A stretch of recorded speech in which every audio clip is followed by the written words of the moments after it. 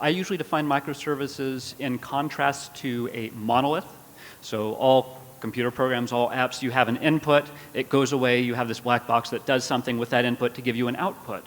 And the whole point of a monolith is everything is hidden behind that black box. But with a microservice, you break out that black box into its different stages of its workflow. You can then encapsulate the state of what each work stage has to do, such that you can pass that around as its own separate thing.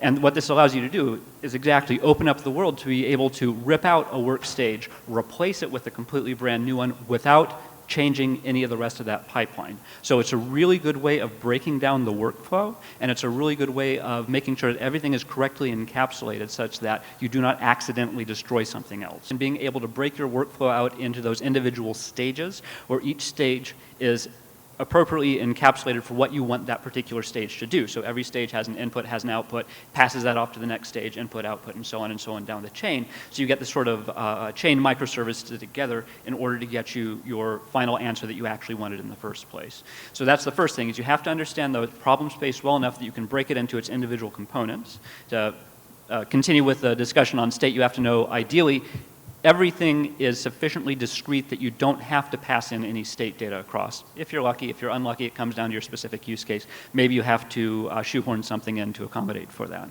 But once you understand the workflow, then you can break it out, and then you can determine what it is that you want it to do. And then you can start applying the usual failure analysis against this. You can start applying the usual separate and discrete logic that you want that particular one to do.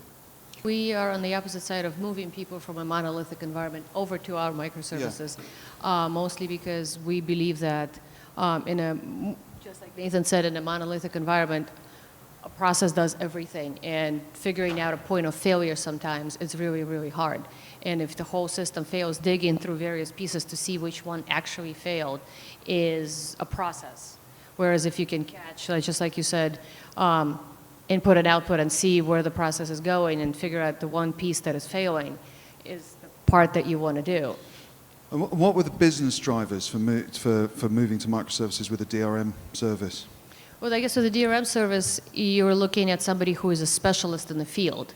You don't want, taking the non-technical approach to it, you don't want your plumber installing your lock on your door because they are not the person who knows what they're doing.